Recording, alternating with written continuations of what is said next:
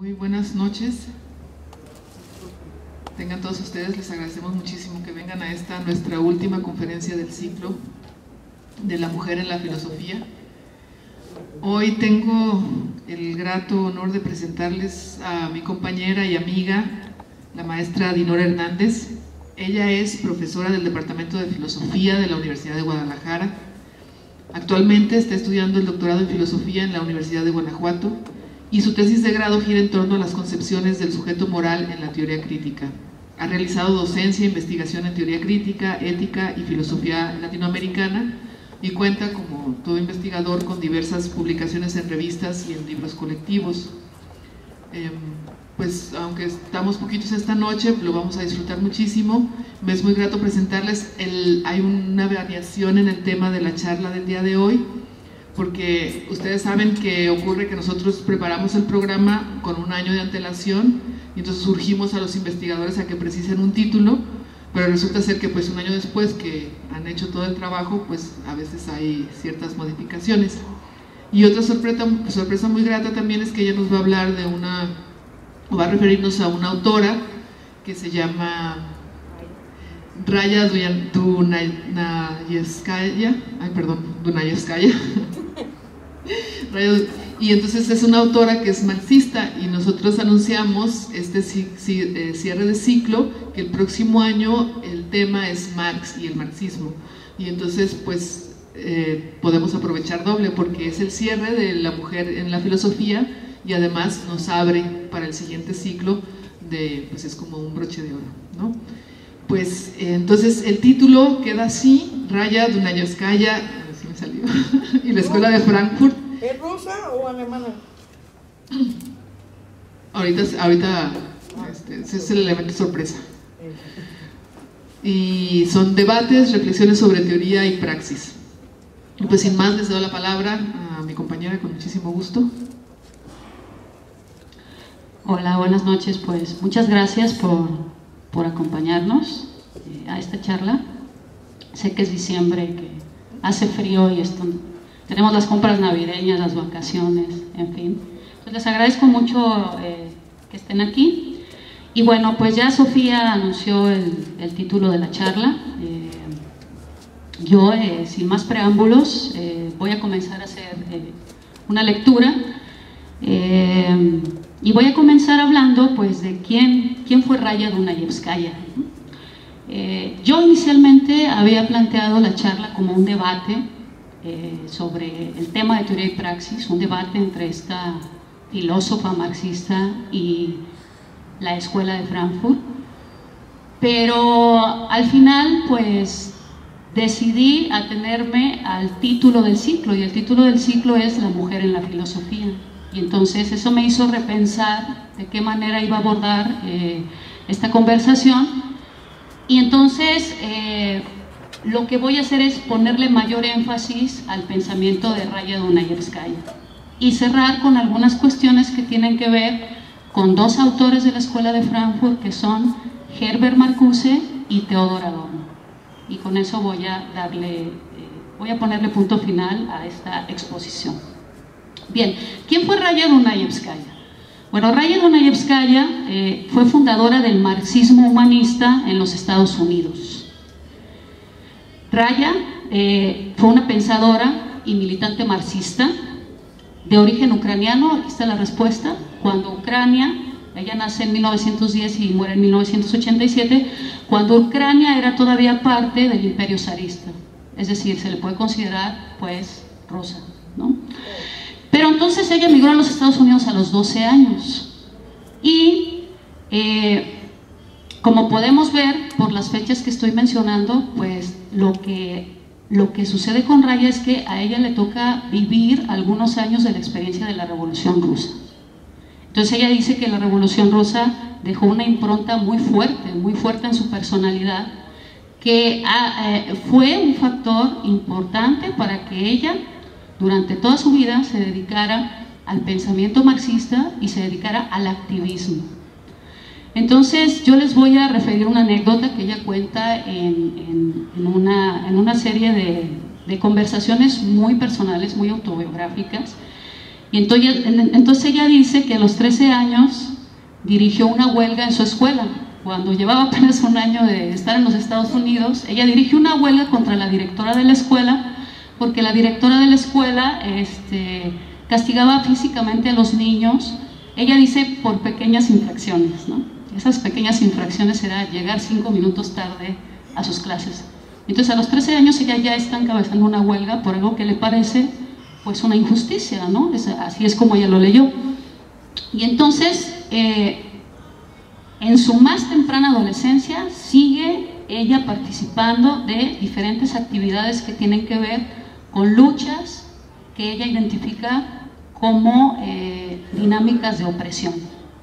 Y entonces, siendo adolescente, participa, por ejemplo, como editora en un periódico, el Negro Champion, del Congreso Obrero Negro Americano. Ella llega a Chicago y entonces se da cuenta de que la cuestión racial es una cuestión muy fuerte en los Estados Unidos, ¿no? Y además es de origen judío, entonces ella siendo judía también relata en estas notas autobiográficas cómo en su país natal era objeto de ciertos fenómenos de exclusión, de ciertos fenómenos de discriminación, y yo creo que eso la prepara de alguna u otra manera para ser sensible con este tipo de fenómenos, ¿no? Y también pertenece al Club de Jóvenes Espartaco de la Liga de los Comunistas de América. Y entonces, posteriormente, ingresa al Partido Socialista de los Trabajadores, y con esta organización rompe por diferencias ideológicas en 1955, y en 1955 ella funda una organización independiente que se conoce como los comités News and Letters. Y esta organización, bueno, Raya la va a presidir hasta su muerte. Bien, entonces la filosofía de Dunayevskaya tiene un arco temporal, se produce durante aproximadamente 40 años, es decir, de los años 50 a los años 80. Y entonces, si nosotros pensamos en ese contexto, pues nos vamos a dar cuenta de que esta reflexión de Raya se produce en un contexto de mucha agitación social, o sea, marcado por una serie de movimientos sociales, revolucionarios y revueltas, que mostraron la posición de diversos sectores contra regímenes políticos y contra la cultura vigente en esa época, ¿no? Y entonces, si por ejemplo Hobsbawm dice en su libro Historia del siglo XX que de 1945 a 1990, nada más en ese periodo de tiempo, se produjo, cito, la transformación social mayor y más intensa, rápida y universal de la historia de la humanidad. Bien, y entonces, ¿cuáles luchas, cuáles fenómenos de revuelta, de revolución van a tener mayor impacto en el pensamiento de Raya? Ella refiere dos en Europa del Este, que le parecen muy importantes porque se producen luego de la muerte de Stalin, y uno es la sublevación de 1953 en Alemania del Este, y el otro es la Revolución Húngara de 1956. Más adelante voy a explicar por qué son tan importantes. Y además de algunos movimientos sociales de afroamericanos, obreros y mujeres con los cuales Raya estuvo activamente involucrada. Entonces, por ejemplo, ella refiere su experiencia con los mineros del carbón de Virginia Occidental, una experiencia que tuvo de 1949 a 1950, como parte de su huelga masiva cuando estos protestaron contra la automatización en sus lugares de trabajo. Hoy voy a hablar un poquito más de esto, un poquito más adelante en la charla. Bien, Dunayevskaya estuvo además en un diálogo constante con activistas, teóricos y bases sociales. Esta es una de las partes más interesantes de esta filósofa. Y este intercambio de experiencias tuvo importantes efectos en su enfoque dialéctico materialista. Ese era el enfoque de su filosofía, el cual quedó plasmado no solo en libros que han sido traducidos a varios idiomas, también en una gran cantidad de artículos publicados en diversas revistas de los Estados Unidos y en otros países, y una gran cantidad de correspondencia. Entonces, yo tomé un dato que refiere que en el año 1969 se contabilizaba la producción de ideas de Raya en 15.000 páginas. Entonces hay un montón de producción de Raya que está recuperada, está archivada, algunas están en algunas universidades de los Estados Unidos y se puede acceder a esos archivos por internet, a toda esa plataforma. No toda está traducida al español, pero hay acceso a su obra original. Además, ante la ausencia de difusión en Estados Unidos de algunas importantes obras del pensamiento marxista, Raya se dio a la tarea de realizar traducciones al inglés de algunos textos importantes del marxismo, ¿no? Y algunos de ellos son los fragmentos de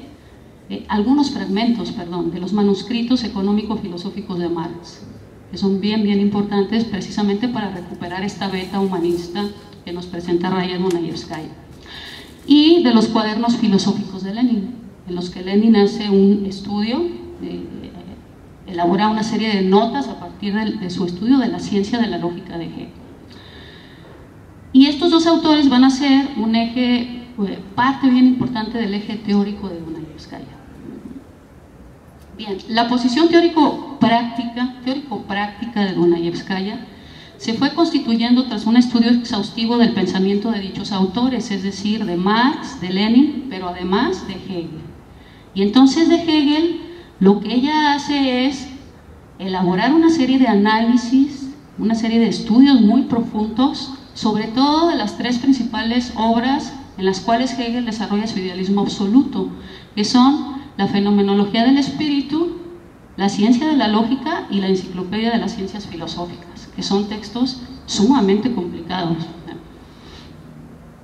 Analizó la obra completa de Marx, con la mira puesta en probar dos cosas. O sea, a partir de su lectura de Marx, lo que Raya pretende es probar, primero, que jamás desaparece la influencia de Hegel en Marx, ¿no? Esa es la primera cuestión. Ella dice no, o sea, no es que haya un Marx temprano, un Marx juvenil, que es humanista, que está impregnado del pensamiento, del idealismo hegeliano, y luego haya un Marx maduro, que se vuelve un Marx enfocado en la economía política, científico, sino que Hegel está presente todo el tiempo, la dialéctica hegeliana, en la teoría marxista, ¿no? Esa es la primera cuestión. Y la segunda cuestión es que el humanismo de Marx tampoco se abandona a lo largo de toda su obra, es decir, tampoco hay un humanista joven marxista y luego desaparece el humanismo en Marx y se convierte en un planteamiento más economicista, sino que el humanismo siempre acompaña el planteamiento de Marx, de manera que Raya va a tratar de sustentar la idea de que las categorías económicas en Marx, pues en realidad de fondo están impregnadas tanto de dialéctica como de un espíritu que pretende defender un enfoque humanista. Y ahorita vamos a hablar un poquito más de qué trata esta cuestión del humanismo. Bien, y esta teoría, este pensamiento se va fraguando en relación estrecha y con la mirada puesta en los movimientos sociales de su tiempo. Es decir, Raya piensa a partir de su activismo, a partir del acompañamiento de los movimientos sociales, ¿no? De los sujetos en lucha, dice ella, ¿no? Ella no está pensando, y esta va a ser la discusión con la Escuela de Frankfurt, no está pensando desde la Torre de Marfil, ¿no? No está pensando encerrada, sino que está pensando, dice uno de los biógrafos de Raya es una filósofa de barricadas, ¿no? Entonces esto es muy interesante. Bien, ¿cuáles movimientos sociales? Bueno, ya mencioné algunos, voy a abundar un poco más. El parteaguas de la Revolución Rusa y su posterior conversión en el régimen de Stalin, desde ahí está pensando, desde las revueltas en Europa del Este que ya les mencioné, desde los procesos de descolonización en Asia y África, las revoluciones y contrarrevoluciones en América Latina, los movimientos estudiantiles en los 60s, la lucha por los derechos civiles de la población negra en los Estados Unidos, los movimientos pacifistas que estaban en contra de la guerra de Vietnam y la emancipación de las mujeres. Desde ahí está pensando, desde los sujetos en lucha, ¿no? Así entonces, en el espíritu de Marx, Raya insistió en edificar pensamiento y acción política en una dialéctica entre organización y filosofía, tema que habría de tratar el último libro que Raya proyectó sin llegar a realizarlo. Entonces Raya forma parte de esta línea marxista-leninista en la que Marx y Lenin todo el tiempo están pensando sus ideas, elaborando sus teorías, pero también a partir de un contacto constante con la manera como se están moviendo, en el caso de Marx, las luchas obreras en Europa, haciendo esos acompañamientos, organizando, y eso en el libro de Marxismo y Revolución, lo que nos presenta Raya es precisamente esa dialéctica, es decir, no nos presenta únicamente la teoría de Marx, sino cómo la teoría de Marx en el Capital, en los manuscritos, en el manifiesto del Partido Comunista, en la crítica del programa de Gotha y todas estas obras representativas del pensamiento de este filósofo alemán, van siendo impactadas por los diferentes movimientos, la Comuna de París, las revoluciones del 48, o sea, cómo hay ese movimiento entre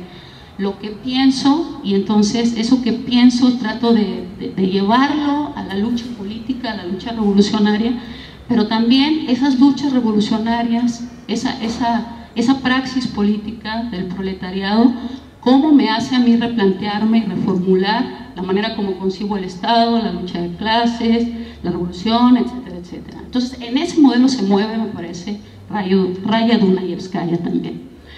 Bien, entonces, en un conjunto de trabajos que ella denominó Trilogía de la Revolución, Raya da muestra de un seguimiento consistente asentado en dicha dialéctica. Y entonces, como les decía, en Marxismo y Revolución, ella lo que presenta es lo que llama el movimiento a partir de la práctica. Y en su otro libro, el libro con el que continúa su pensamiento, Filosofía y Revolución, lo que presenta primordialmente Raya es el movimiento del pensamiento a la práctica. Y entonces así cierra la dialéctica, ¿no? Y entonces, en su entendimiento de la crítica, dice Raya, la crítica es un combate de ideas. En su entendimiento de la crítica como combate de ideas, se separa ideológicamente de Trotsky, porque ella fue secretaria de Trotsky cuando Trotsky estuvo en México durante un año, y luego tienen diferencias con respecto a su interpretación del régimen soviético, y ella se decide separar ideológicamente de él. Y a partir de eso lo que hace Raya es muy interesante. Regresa a los Estados Unidos y junto con otros teóricos marxistas va a hacer un análisis muy exhaustivo de los planes quinquenales del gobierno de Stalin, y a partir de ese análisis de los planes quinquenales elabora una teoría que se conoce como teoría del capitalismo de Estado. O sea, para decir, el régimen de Stalin no es un régimen socialista comunista, tal y como lo define Marx en ese horizonte humanista que plantean los manuscritos, sino que es una forma que da continuidad a rasgos del capitalismo, o sea, donde existe un trabajo administrado por el Estado, etcétera, ¿no? Más adelante puedo abundar en eso si quieren. Bien, y entonces discute también con la teoría del partido de Lenin. Se pueden encontrar una discusión interesante con respecto a eso, con el pensamiento de Rosa Luxemburgo y de Mao Zedong, y con otros pensadores marxistas con enfoques distintos al humanismo, que son, bueno, fundamentalmente con Althusser. Bien, y a partir de los años 50, ella comienza un contrapunteo de posiciones con la Escuela de Frankfurt. ¿Con quién? Con Marcuse y con Erich Fromm. Y a través de un diálogo epistolar que fue acompañado de los prólogos escritos por los teóricos críticos a algunos de los libros de Dunayevskaya. O sea, resulta entonces que Marcuse escribe el prólogo de Marxismo y Libertad y Fromm escribe el prefacio de Filosofía y Revolución. Entonces es un contacto estrecho con estos teóricos, ¿no? Pero además destacan las críticas que Raya realiza en algunos de sus textos en relación a la obra de Theodor Adorno. ¿A qué obra? Dialéctica negativa. Y entonces lo que yo quiero recuperar en esta exposición es ese combate de ideas que Raya tiene con Marcuse y con Adorno. Y bueno, aquí surgiría una pregunta: ¿por qué Raya tiene este intercambio de ideas con los filósofos de la Torre de Marfil, ¿no? ¿A qué se debe eso? Bueno, se debe a que... ¿Y por qué con Fromm y con Marcuse? Pues se debe a que Fromm y Marcuse, bueno, todos son exiliados en los Estados Unidos, pero luego Horkheimer y Adorno regresan a Alemania y Marcuse y Fromm se quedan en los Estados Unidos. Entonces, lo que tiene Raya es un hegeliano y un marxista humanista en los Estados Unidos, que es así como los Estados Unidos en esa época, pues no todavía, ¿no? Las tendencias hegelianas y marxistas, pero por supuesto que son minoritarias. Entonces ella dice en la correspondencia que tiene con Marcuse que está buscando una interlocución. Ella quiere platicar, ella quiere dialogar con un teórico que esté interesado en profundizar en la lectura de Hegel, ¿no? ¿Por qué? Porque Raya no tiene esa posibilidad, no ha creado, digamos, una comunidad a partir, por ejemplo, de quizás la posibilidad que le hubieran dado el ingresar a realizar estudios de filosofía. Ella es una autodidacta, Raya es una autodidacta y está leyendo a uno de los grandes del pensamiento filosófico, Hegel. Y entonces dice, quiero esta interlocución. Y además porque también Marcuse está pensando los movimientos, las revueltas, las revoluciones, fue cercano a los movimientos sociales de los años 60, es decir, hay ahí una serie de aires de familia, pero que también hay muchas diferencias, pero también hay muchas diferencias, y esto es lo que le da sentido precisamente al debate entre ellos, ¿no? Bien, entonces voy a comenzar esta cuestión señalando algunos puntos de una manera muy a lo mejor muy abstracta, pero quiero comenzar así, y posteriormente voy a ponerle más elementos para matizar y contextualizar estas ideas. Entonces, comienzo. La divergencia entre Dunayevskaya y la Escuela de Frankfurt podemos apreciarla en los siguientes planos. O sea, en un primer plano podríamos decir que es una lectura distinta del pensamiento de Hegel. O sea, Marcuse y Adorno, por un lado, y Dunayevskaya, por el otro, leen a Hegel de manera distinta, ¿no? La dialéctica de Hegel. Para Dunayevskaya, los absolutos hegelianos son unidades diferenciadas en las que se conserva la oposición, es decir, la negatividad. Esta lectura de Hegel concede interpretar la dialéctica en permanente cambio. Eso es lo que quiere Dunayevskaya, una dialéctica que se mueva, que conserve el movimiento. Ella la llamó dialéctica desencadenada.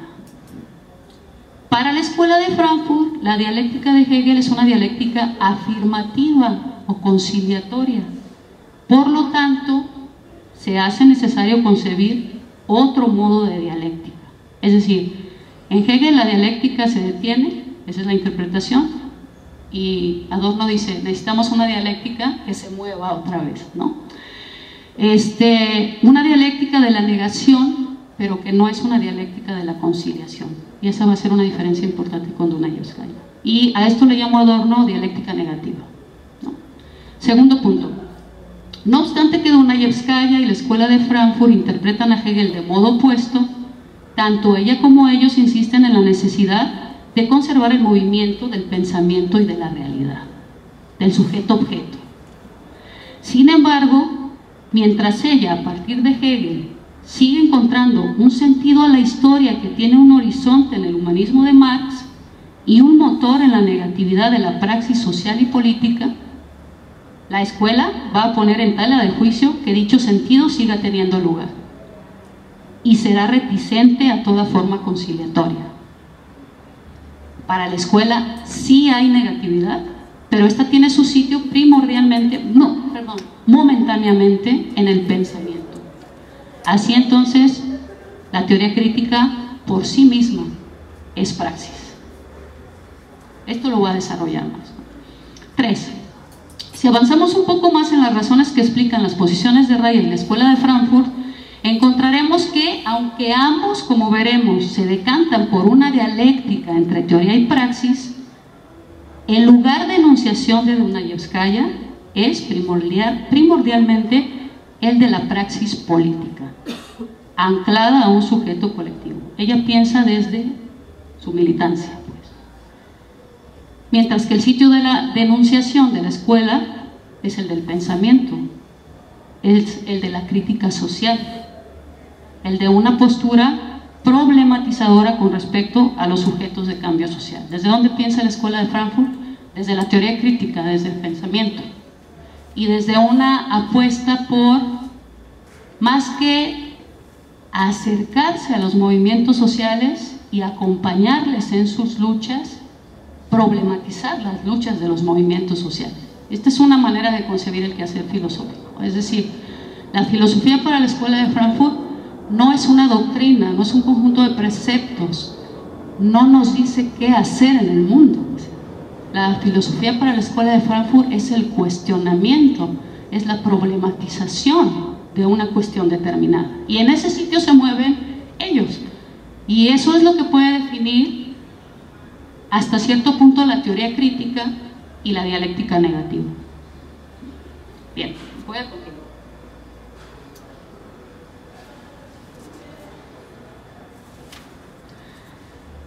Bien, estas ideas preliminares requieren algunos matices, y entonces dicha situación nos obliga a adentrarnos un poco en el entorno social que rodea la argumentación. Así la argumentación sola, pues creo que no es suficiente, o sea, hace falta contexto para poder explicar esto, ¿no? Bien, una de las discusiones de mayor presencia con respecto a la filosofía hegeliana es la de si esta constituye una dialéctica abierta o cerrada, y esta es una pregunta que se siguen haciendo muchos teóricos, ¿no? La filosofía de Hegel es una filosofía positiva, afirmativa, o es negativa, o sea, abierta, etcétera, ¿no? Y ya hasta aquí, pues, lo que conlleva la revisión del papel que la negatividad tiene en el pensamiento de Hegel, puesto que esta, la negatividad o la contradicción, es el elemento que propicia el movimiento. Así pues, estamos ante una discusión que tiene su foco en lo estático y lo movido, en el pensamiento y en la realidad. La realidad se detiene, la historia se detiene. Algunos autores dicen, estamos en un escenario de fin de la historia, ya todo, no se puede superar revolucionariamente la situación en la que estamos, y otros dirán, tenemos que pensar la historia como movimiento, ¿no? Y Raya es una de ellas. Y en este caso, cuando hablamos de objetos, estamos hablando de la sociedad. Entonces, dentro de las filas de la teoría marxista, Dunayevskaya tuvo una posición al respecto de esta discusión, y en este espectro de ideas se sitúan inicialmente sus diferencias con respecto a Marcuse y Adorno. Bien, ¿por qué Dunayevskaya va a Hegel? Y esta es una pregunta que le hace Marcuse en una carta de 1961. Le dice, ¿por qué vas a Hegel si puedes ir directamente a Marx? Y entonces Marx te va a dar un enfoque dialéctico y que ya tiene como tema fundamental la sociedad, porque en Hegel el tema fundamental no es la sociedad, es el pensamiento, es la idea. O sea, ¿por qué vas a Hegel y no vas directamente a Marx, no? Y entonces Marcuse es muy fuerte la aseveración, dice, ¿y por qué traduces a Hegel? ¿Por qué haces una traducción de Hegel así como muy directa, muy inmediata, con la realidad social, de manera que ves conceptos hegelianos en la realidad así de manera como muy simple, pues podríamos verlo de esa forma, ¿no? Y entonces ella dice, bueno, primero ella señala una razón teórica y dice, Lenin entendió que no podía comprenderse el capital sin adentrarse en la ciencia de la lógica de Hegel. Pero más allá de este argumento de autoridad, lo que dice ella es, voy a citarla, porque también es interesante ver cómo escribe Raya, cómo es un estilo muy directo, sin simulaciones ni encubrimientos, o sea, ella va directamente a plantear su idea y su idea en contra. Dice, si se necesita Marx para poner a Hegel sobre sus pies, porque esto es lo que se dice que hizo Marx con Hegel, lo puso de cabeza, dicen los expertos, se necesita Hegel para establecer los requisitos previos del marxismo. Es decir, no se puede entender a Marx si no comprendiste la dialéctica de Hegel. Pues entonces dice, por eso voy a Hegel, ¿no? Pero la segunda razón es una razón práctica, desde su lugar de enunciación, y entonces ella dice, la dialéctica hegeliana le permitía, bueno, esto lo digo yo, una lectura esclarecedora de su época, es decir, comprender la dinámica de la revolución, eso es lo que ella quiere, o sea, saber cómo se producen las revoluciones, cómo se concretan, qué posibilidades tienen, y muy importante, ¿por qué las revoluciones se convierten en su opuesto? ¿Por qué las revoluciones que ella ha presenciado se han volcado en contrarrevoluciones? ¿A qué se debe eso? O sea, Él quiere explicarse eso, dice, y Hegel puede ser una herramienta para que yo pueda entender esas cuestiones, ¿no? Claro, sobre todo este último punto de las contrarrevoluciones, Raya no lo resolvió, ¿no? Como nadie lo ha resuelto, ¿no? Pero ella estaba buscando una manera de comprender esa situación, y Hegel dice, me puede dar esa herramienta. Bien, ¿por qué? Porque Raya ve en la dialéctica de Hegel un pensamiento del movimiento, del cambio, o sea, y entonces, bueno, sí, no nada más Hegel, o sea, todo el idealismo, aunque en el plano del pensamiento dirá Marx, es un pensamiento que en el fondo es un pensamiento revolucionario, de cambio, de ruptura, aunque bueno, también puede ser discutible en el caso de Hegel, pero desde el concepto de subjetividad y la filosofía trascendental de Kant, pasa por todo el romanticismo hasta Hegel, nosotros podemos encontrar eso como una característica esencial del idealismo. No sé qué opinas tú, Sofía. Es que ella imparte esas clases, entonces bueno. Bien. El momento filosófico de esta reflexión de Dunayevskaya está contenido en las cartas sobre los absolutos hegelianos, del 12 y 20 de mayo de 1953, fíjense en la fecha, 1953. O sea, ella está pensando Hegel, luego de la muerte de Stalin, en esta coyuntura, ¿no? ¿Por qué? Porque está viendo el régimen de Stalin, lo está leyendo como un absoluto. Esa es una manera de leer el absoluto, como una época, ¿no? Es la época de Stalin que entonces, dice ella, quiero pensarla a partir de Hegel, ¿no? Y quiere pensarla a partir de Hegel porque, dice, ella parte de la tesis de que en los absolutos está contenida inmanentemente la contradicción, la cual no se cancela en ninguno de los momentos del despliegue del espíritu o del pensamiento. De manera entonces que el movimiento dialéctico no se detiene. La autora sustenta esta idea apelando a una afirmación que Hegel consigna en la ciencia de la lógica. Hegel dice en la ciencia de la lógica, la idea absoluta tiene en sí la mayor oposición. Y entonces con esta idea se queda Raya. A raíz de esta interpretación, Dunayevskaya genera una categoría que será fundamental en su pensamiento. Esta categoría, y las categorías no son un concepto, o sea, las categorías en Raya Dunayevskaya son frases, ¿no? Son enunciados. Entonces la categoría es los absolutos como nuevos comienzos. Es decir, los absolutos no son cancelación, no constituyen el final de una época, sino que lo que hacen es aperturar una nueva era, ¿no? Eso es lo que ella interpreta de Hegel. Entonces, dice, en la fenomenología del espíritu, Hegel presenta el despliegue del pensamiento en la historia, hasta su tiempo, ¿no? Entonces es una historia del pensamiento que se cierra hasta el momento del saber absoluto, que se supone que es el compendio de todo el pensamiento y el conocimiento hasta la época de Hegel, ¿no?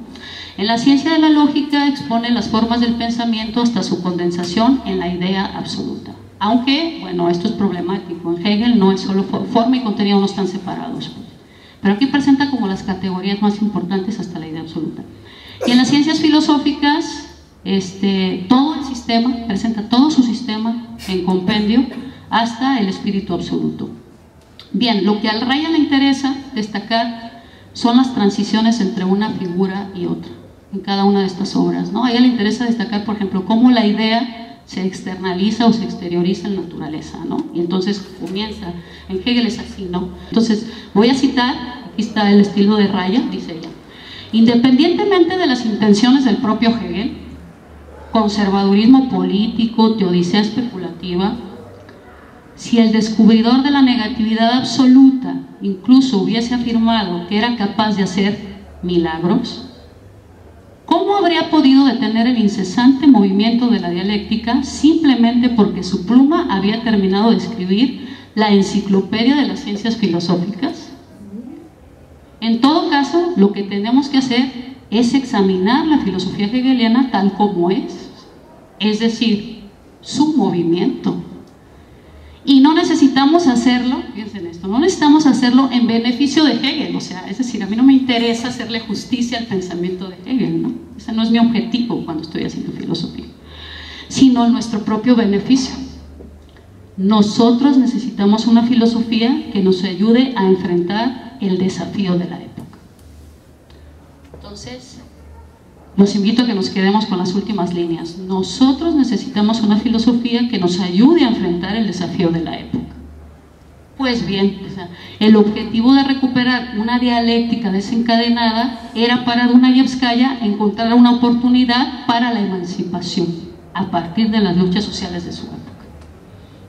Con esta lupa, Dunayevskaya analizó los movimientos sociales de su tiempo y en esto se encontró el bullicio de la negatividad, lo que le permitía afirmar sin titubeos que, voy a citarla, dice ya, los elementos de la nueva sociedad, o sea, de ese humanismo que Marx definió alguna vez, están en evidencia por doquier, ¿no? El momento más relevante de la dialéctica para Dunayevskaya consistía en la segunda negación, en la filosofía de Hegel, que anula y conserva. Ojo con esto porque va a ser una diferencia con la escuela de Frankfurt, ¿no? Mientras la primera negación, o el para sí, es oposición simple, destrucción de lo dado, la segunda implica el salto hacia otras formas de ser. O sea, la primera negación destruye, la segunda negación, digamos, construye y reconstruye, aunque esto es como también polémico en la interpretación con respecto a Hegel.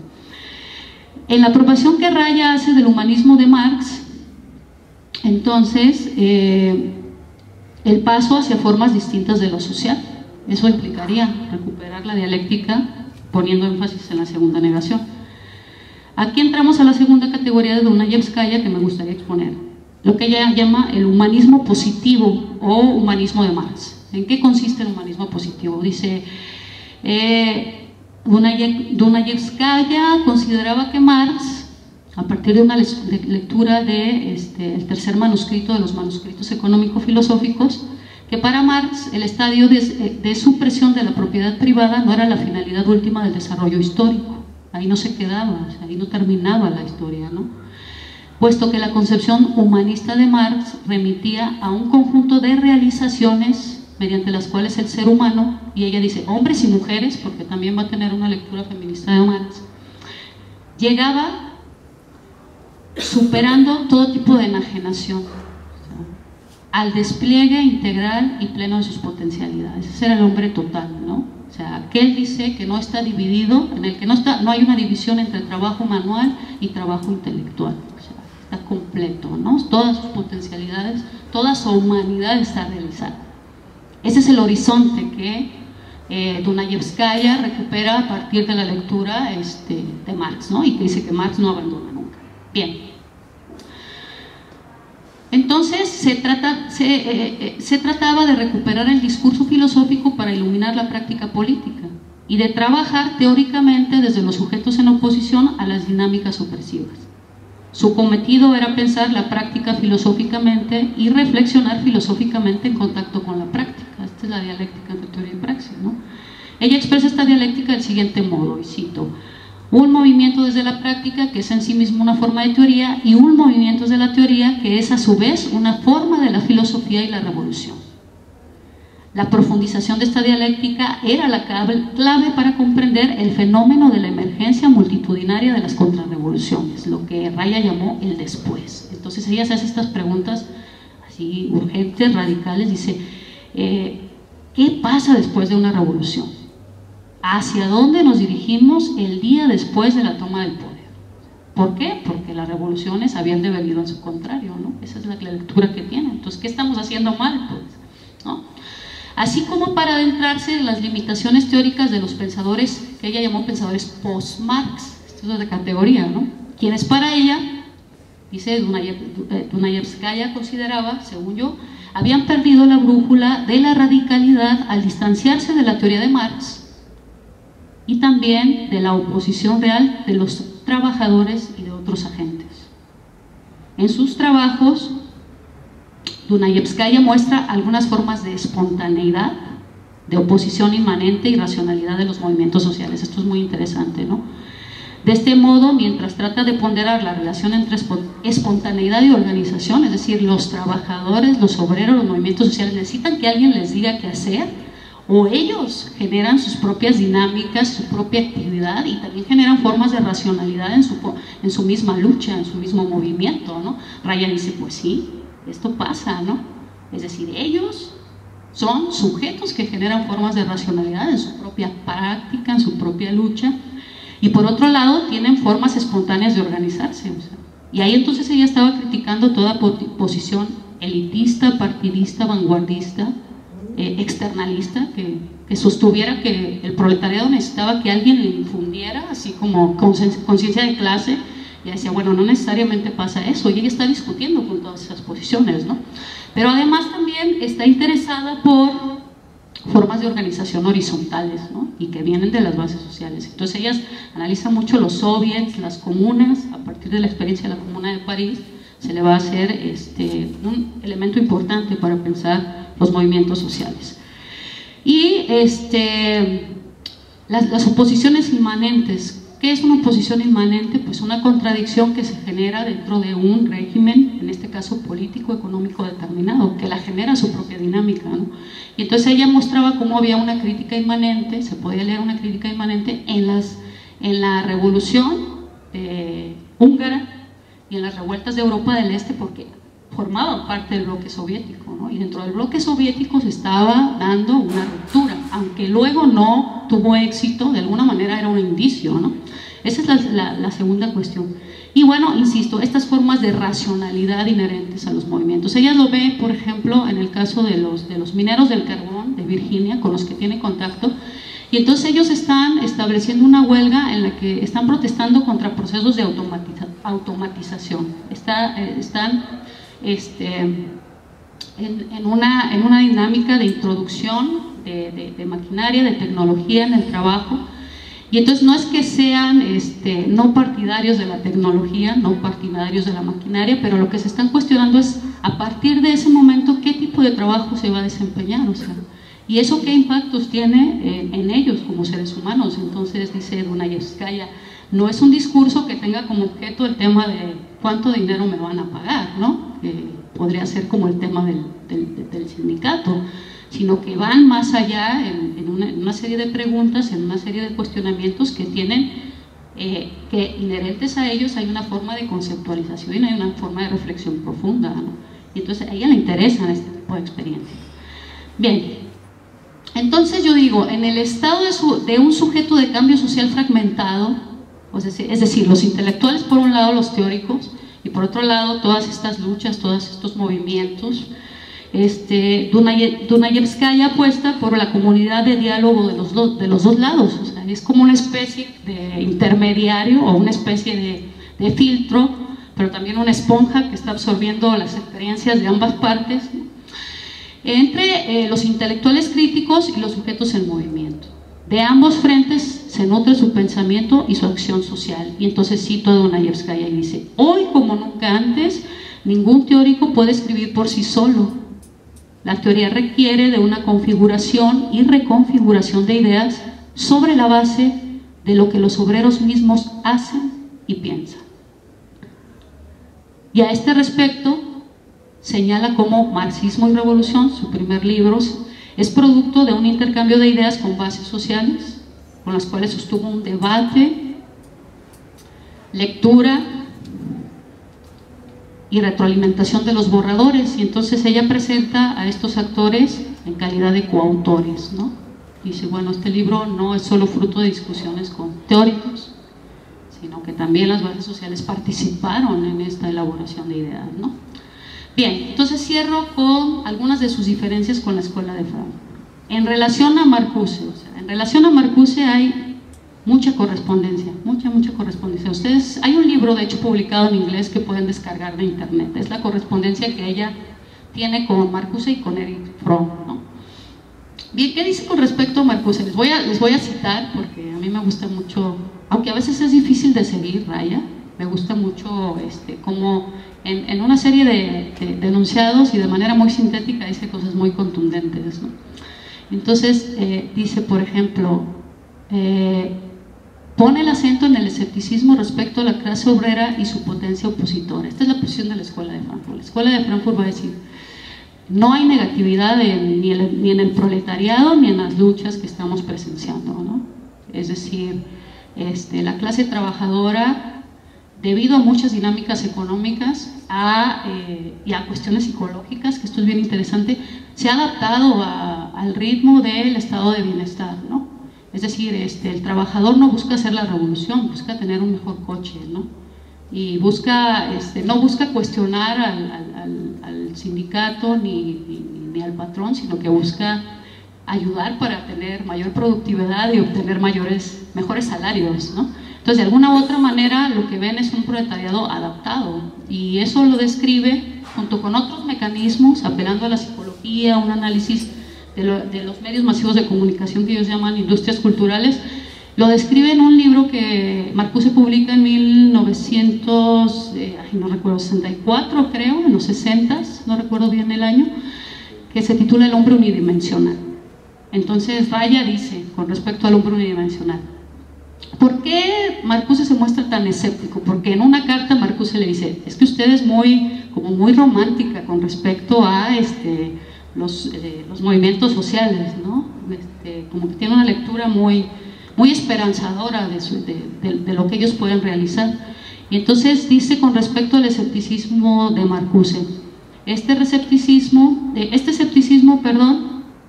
es la tragedia de la unidimensionalidad del pensamiento, refiriéndose al hombre unidimensional, cuando éste renuncia al sujeto, cuando no se escucha a las voces desde abajo.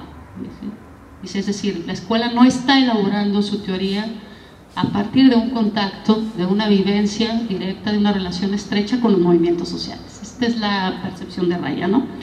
Y luego dice, en una carta de 1958, le dice a Marcuse, con su indulgencia quisiera mirar nuestro mundo real, le dice a Marcuse, y luego le hace un recuento de todos los movimientos desde no sé cuándo, ¿no? Y es una lista extensa por los diversos movimientos sociales que van de los años 30 a los 50, por 20 años, ¿no? Le dice, mira, aquí está. Entonces, quisiera ustedes como abrir la ventana y ver qué es lo que está pasando en el mundo real, pero bueno, la escuela de Frankfurt va a tener razones para defender su postura, ¿no? Y entonces les decían, el hombre unidimensional pues da cuenta de esta adaptación del proletariado. No voy a abundar más en este punto porque creo que ya tengo que terminar desde hace rato, ¿ah? Bien. Con respecto a Adorno, y voy a citar también, con respecto a Theodor Adorno, ella afirma lo siguiente. Dice, Adorno fue el más grande de los dialécticos, por así decirlo, de los dialécticos puros, y lo convirtió todo en un verdadero embrollo.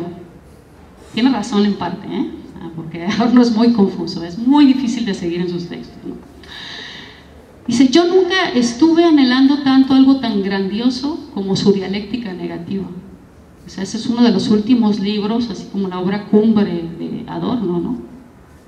Y luego dice, fue lo suficientemente tonto como para pensar que él se refería a la dialéctica de la negatividad.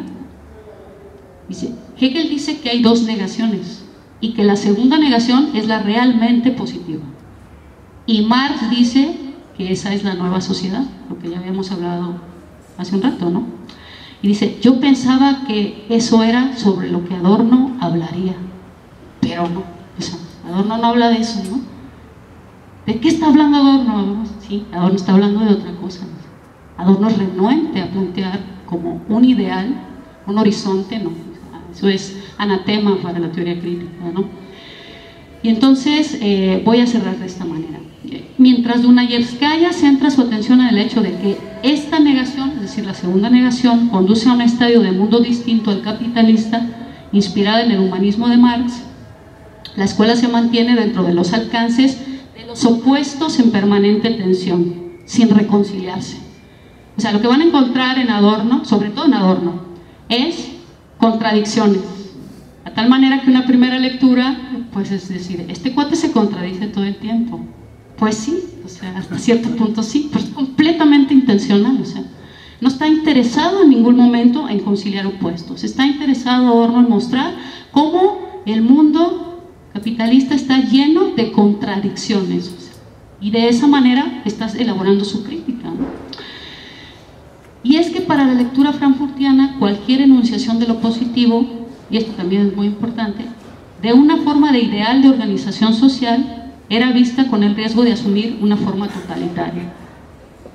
hay que recordar, la Escuela de Frankfurt está escribiendo en el contexto del fascismo alemán, o sea, los regímenes totalitarios en Europa. Entonces ellos dicen, en el momento en el que yo planteo como un programa o un ideal de mundo, estoy de alguna manera cerrando posibilidades y cayendo en el riesgo de que eso se convierta en una forma que se impone a los demás, ¿no? Entonces dicen, no voy a hacer eso, me voy a mantener en la tensión, en la crítica, ¿no? La evidencia obtenida a raíz de los trabajos críticos de la escuela acerca del consumo y su producción en masa, vamos al contexto de la escuela, porque si no alcanzamos a tomar esta idea bien, ¿no? El fetichismo de la mercancía, las técnicas de seducción desplegadas por las industrias culturales, el mecanismo del carácter autoritario, se meten con la psicología de masas. Entonces, a partir de sus análisis, digamos, enfocados en la psicología, este carácter autoritario, opresor, y toda la violencia provocada por la dominación, en lugar de canalizarla contra el opresor, la canalizaban contra los más débiles, ¿no? Entonces, así es como a este tipo de conclusiones llegan a partir de sus estudios sobre el antisemitismo, que bueno, ya lo voy a dejar ahí, ¿no? Y entonces todo esto los lleva a ser como muy escépticos con respecto a una subjetividad revolucionaria. Este es el punto aquí importante, ¿no? Fascismo, socialismo real y sociedad de consumo tenían una base común en la restricción cada vez más aguda de la libertad individual y la contención del cambio social.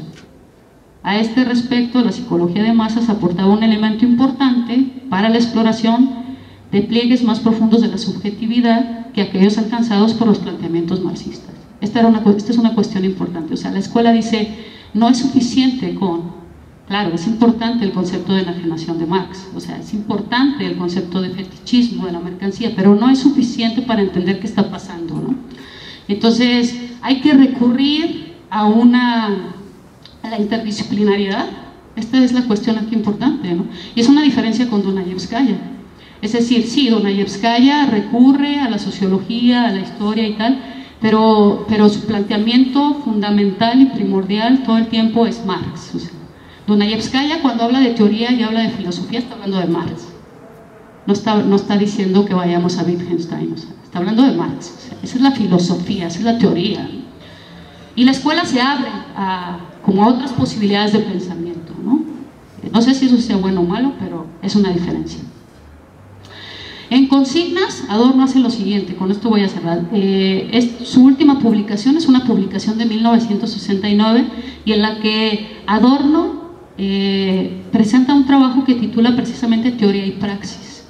Y este trabajo de 1969 es producto de una reflexión que tiene en el fondo una relación sumamente tensa que Adorno tuvo con los estudiantes alemanes del 68, que estaban confrontándolo, interpelándolo para que Adorno se manifestara a favor del movimiento, ¿no?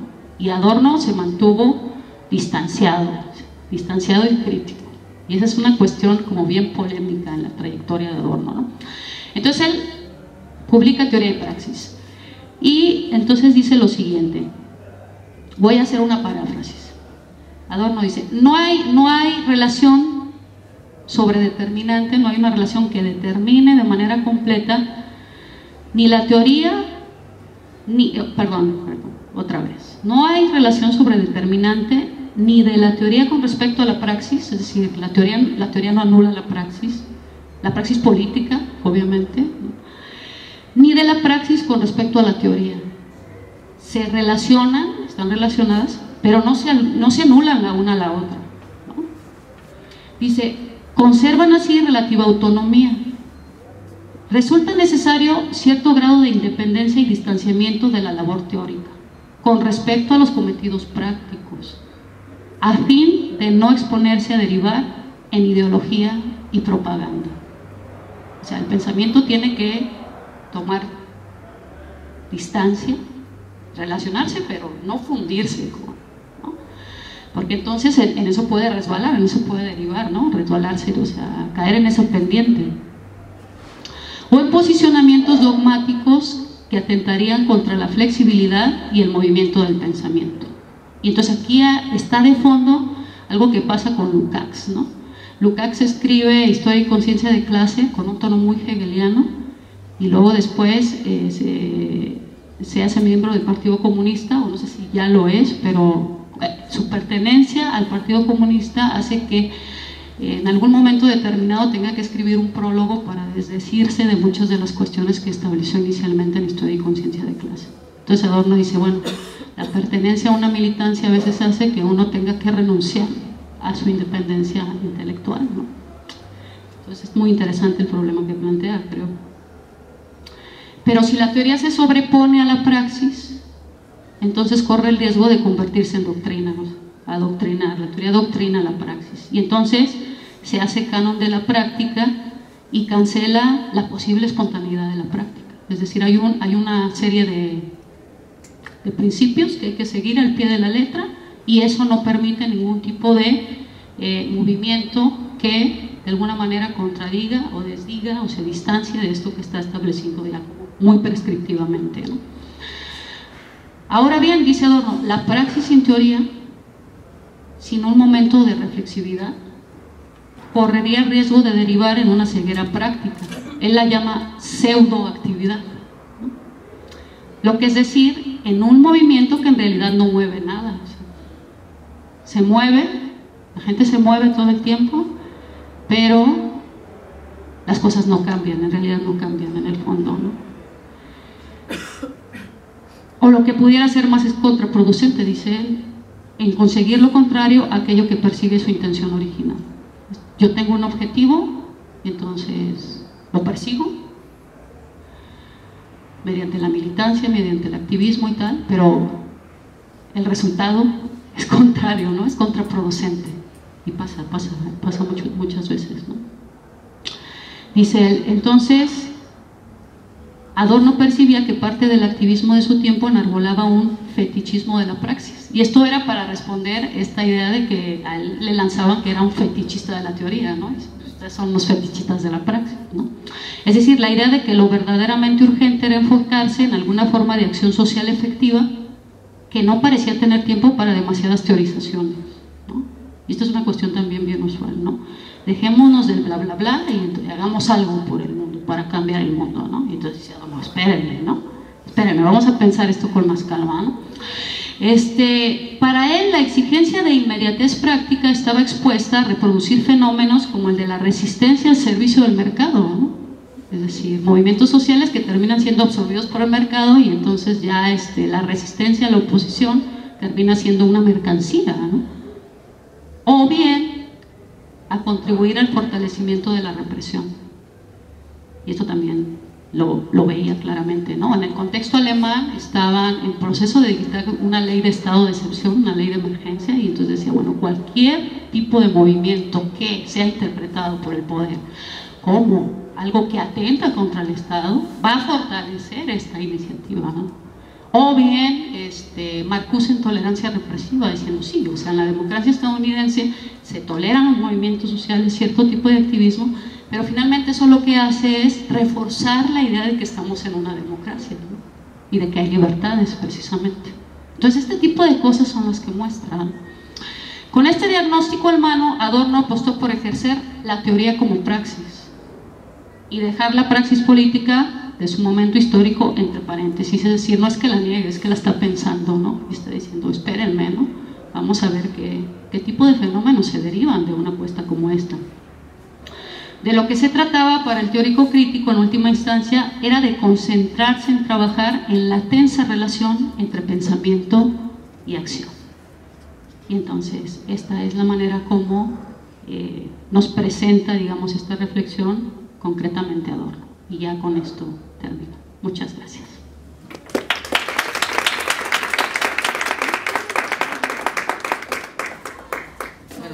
No, a mí se me hace súper interesante el hecho de que, o sea, a partir de esta reflexión, o sea, esta reflexión que ella pone en la mesa sobre teoría y praxis, que pues nos mueve bastante, ¿no? En el sentido de pensar, o sea, ¿para qué nos sirve la filosofía? ¿Cuál es la función de los que estudiamos la filosofía y los que investigamos en contextos intelectuales? Pero a mí me parece muy destacable, sobre todo, que sea una mujer quien quien pone este dedo justamente en estas cuestiones, ¿no?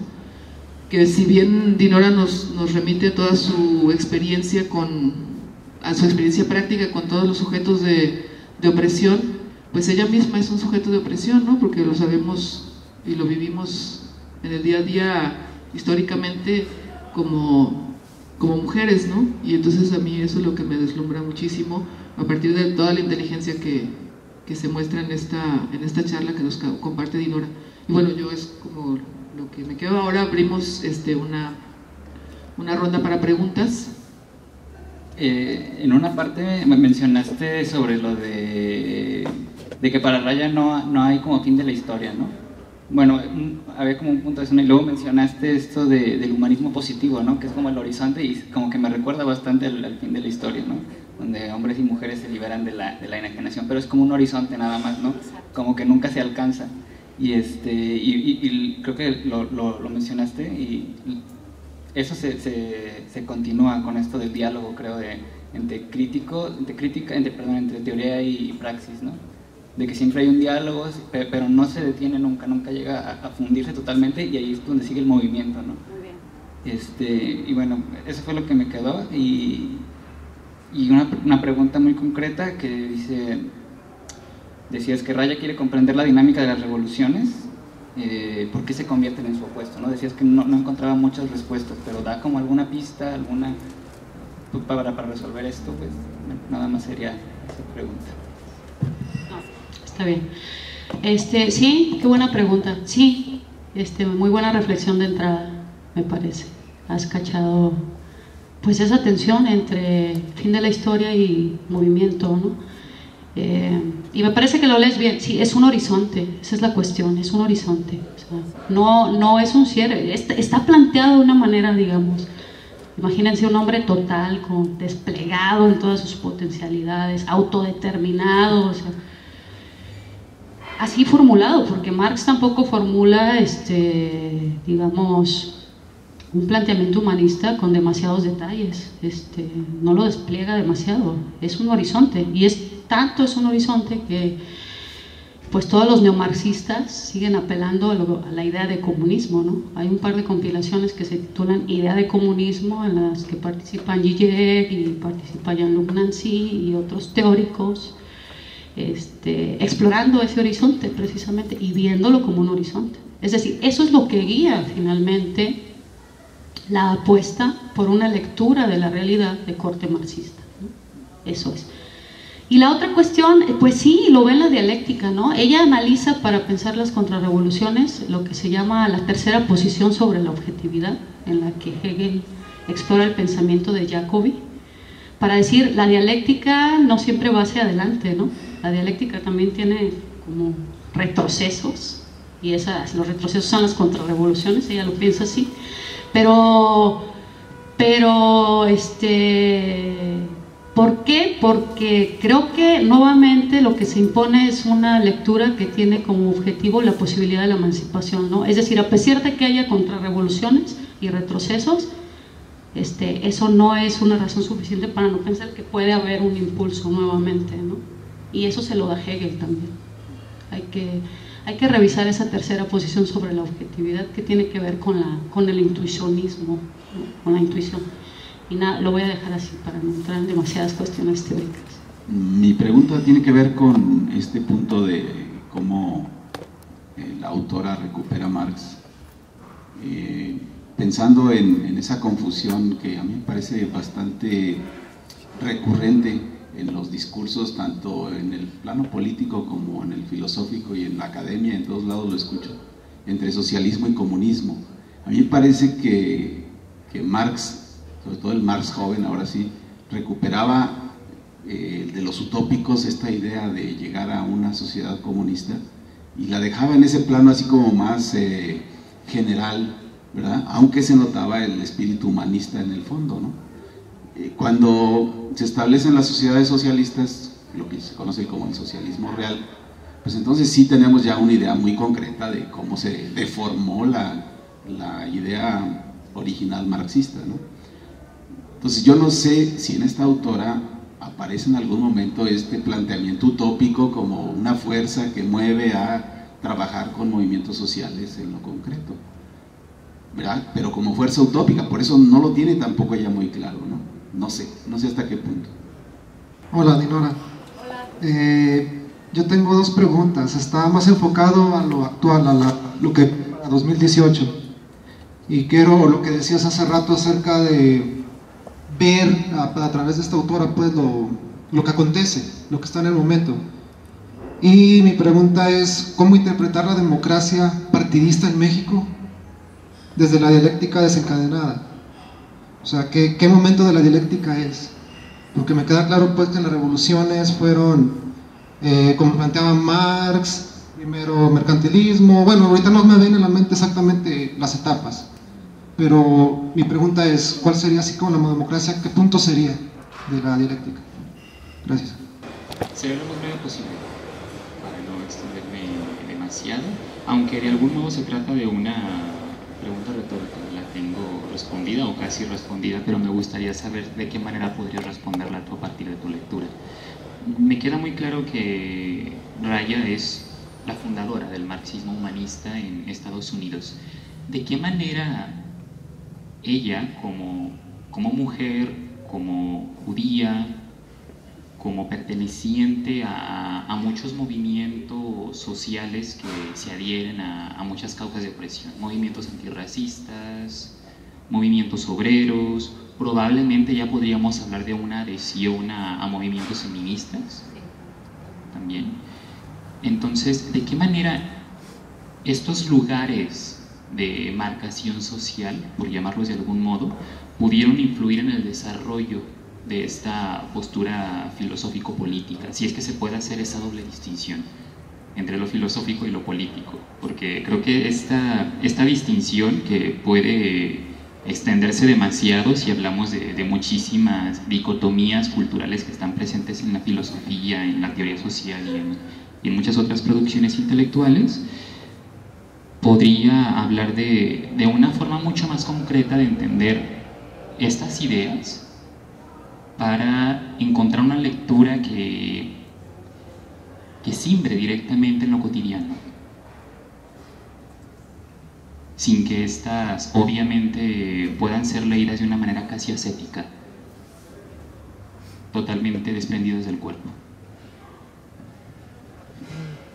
Bueno, voy a tratar, tenemos muy poquito tiempo, entonces voy a tratar de responder rápidamente. Sí, bueno, lo que ahora se discute es si podemos seguir pensando en la revolución, así, un solo modelo de hacer un cambio radical, ¿no? Los actores son múltiples, diversos, con objetivos, ¿no?, diferentes, aunque un marxista, un neomarxista diría, pero la base de la explotación capitalista les da unidad, o sea, y esa es lo que se pierde, ¿no? Pero hay experiencias, pues, experiencias, digamos, más concretas que no buscan derrocar un Estado y fundar otro Estado. Hay experiencias más en la inmediatez de la comunidad, de la vivencia de la comunidad. Aquí mismo tenemos la experiencia del zapatismo. Yo no la conozco tan íntimamente, tan cercanamente como para pronunciarme a favor o tal, pero me parece que es una pista para dar seguimiento de cómo el cambio, sin querer ser prescriptiva, yo creo que es una necesidad pensar en el cambio, ¿no? Es una necesidad, claro, no necesariamente para afirmarlo, también puede ser un tema de problematización como lo aborda la filosofía, pero es un tema necesario, pues, o sea, imprescindible, yo creo, ¿no? Y con respecto a lo que tú mencionas, sí, bueno, sí, el humanismo es un horizonte en Raya también, es una utopía, ¿no?, que guía su práctica política y su pensamiento también. Las discusiones que entabla con otras versiones del marxismo y otras versiones de la realidad están elaboradas desde ese frente. Eso es para Raya, ¿no? Y por eso no tiene una descripción concreta o demasiado descriptiva, ¿no?, acerca de ese fenómeno. Tiene la generalidad suficiente como para funcionar como una idea potente, ¿no?, una idea potente para el movimiento. La democracia en México, estamos en la institucionalización, ¿no? En una faceta de institucionalización, ¿no?, en una fase positiva de la dialéctica, aunque no es esa en la que pensaba Raya, pensando en ese horizonte precisamente, ¿no? Y cómo pensar la dialéctica desencadenada a partir de eso, pues obviamente lo que pensaré Raya es que es necesaria la negatividad, ¿no? Es decir, la oposición a esa institucionalización, ¿no? Y entonces aquí viene la escuela de Frankfurt, pero ¿cómo, no? O sea, ¿cómo? Hay que pensarlo, eso se tiene que pensar bien, ¿no? Porque no necesariamente mover se mueve, pues. Eso es lo que quiere decir Adorno, ¿no? A veces puede ser contraproducente, entonces hay que pensar bien en eso. Y para eso la filosofía, pues tiene una tarea. Ahí la filosofía tiene una tarea, creo yo. Y con respecto a lo que mencionas, Iván, pues claro, todos esos marcadores sociales están en Raya, ¿no? Están permeando su lectura, necesariamente están permeando su lectura. Por supuesto, ¿no? Por eso inicié con esa. ¿Qué es ser una mujer judía en Ucrania cuando en el contexto de la Revolución Rusa, ¿no? ¿Qué significa eso para ella? Y dice ella todo, ¿no? A partir de ahí comienza la historia, ¿no? Porque también ella relata momentos que como judía en ese régimen ha sido excluida, ¿no? No tiene los mismos... No comparte una condición igual con el resto de la población, a partir de ahí. Y entonces, y sí, Rosa Luxemburgo, que es el tercer libro de la trilogía de la Revolución, está dedicado a recuperar la figura de Luxemburgo desde una perspectiva feminista, ¿no? Pero para enarbolar a Rosa Luxemburgo como teórica que discutió con los marxistas de su tiempo y que elaboró una serie de planteamientos interesantes, de mucha actualidad, como el tema de la espontaneidad, etcétera, ¿no? Y tiene otro sobre dialéctica de la liberación femenina, que es una compilación. Es una compilación. Fue muy cercana a los movimientos feministas, totalmente cercana a los movimientos feministas. Y lo que ella recupera de ese movimiento, de los movimientos feministas, es el cuestionamiento que están haciendo a la izquierda, ¿no? Es un cuestionamiento interno, es decir, la izquierda muy de izquierda, muy crítica, muy revolucionaria y tal, pero la condición de las mujeres no la ha problematizado, ¿no? Y es necesario que la izquierda problematice la condición de las mujeres. Hoy, eso es una categoría, hoy. ¿Por qué? Dice, porque siempre nos dicen que después de la revolución vemos esto, ¿no? Dice, no, tiene que ser hoy, en el mismo movimiento, ¿no? Y cuando habla, esto me resulta muy, y con esto voy a cerrar, cuando habla, por ejemplo, de cómo se cruzan estos marcadores sociales en las luchas. A veces queremos ver un solo motivo de una lucha y decimos que esto está confundido entre clase, raza, género y tal, ¿no? Y entonces ella cita a una feminista negra que dice, bueno, es que no es que me exploten hoy como mujer y pasado mañana como negra, ¿no? Es que a mí me explotan como negra y como mujer, eso no hay una diferenciación ahí, ¿no? Entonces todos estos marcadores entrecruzados están presentes en la sensibilidad, en el pensamiento de Raya. Ella siempre habla de las mujeres, por ejemplo, la categoría es como pasión y como razón, o sea, no solamente es el pensamiento, hay un cuerpo ahí que responde, ¿no? Y que se activa con ciertas situaciones de injusticia social. Hay un montón de cosas en Dona Yevskaya, me parece. Claro, no me hagan mucho caso porque ahorita estoy apasionada porque la acabo de leer, pero quizás se pueden encontrar muchas cuestiones muy interesantes en ella, ¿no? Entonces, pues... Eso. Gracias, Iván. Un placer verte nuevamente. ¿Por qué era menos conocida que Lina Stein, perdón? Pues es una buena pregunta. O sea, yo de hecho conocí a Dona Yevskaya. Yo trabajo Escuela de Frankfurt, ese es mi tema. Y yo llegué por el tema de la negatividad y porque Jesús Salas, el coordinador del Departamento de Filosofía, siempre está promoviendo a que leamos mujeres. Bueno, esa experiencia yo he tenido con él. Él ha promovido la lectura de Arendt, de Stein, y en este caso a mí me dijo, ¿por qué no has leído a Raya, a Dona Yevskaya? Y yo, no. Y entonces, ya a nivel teórico, cuando yo comencé a trabajar la negatividad en Hegel, hay una autora llamada Raya Dona Yevskaya que trabaja este asunto, y la comencé a estudiar, y entonces me doy cuenta de que tiene un montón de producción, que tiene libros que se han traducido al español, y que es una autora que no es un referente en las discusiones marxistas. Y les agradezco mucho, de verdad les agradezco mucho. No pensé que fuera a haber pues asistencia por la fecha y porque pues soy completamente desconocida ahora en el Departamento de Filosofía, ahora que me fui a hacer mi doctorado. Entonces escuchan Dinora y es así como, no sabemos quién es, ¿no? Pero llegaron los exalumnos aquí, muchas gracias. Iván, el otro Iván, llegaron los Ivanes, gracias por venir, buenas noches y pues bueno, que se lo pasen bien. Sí.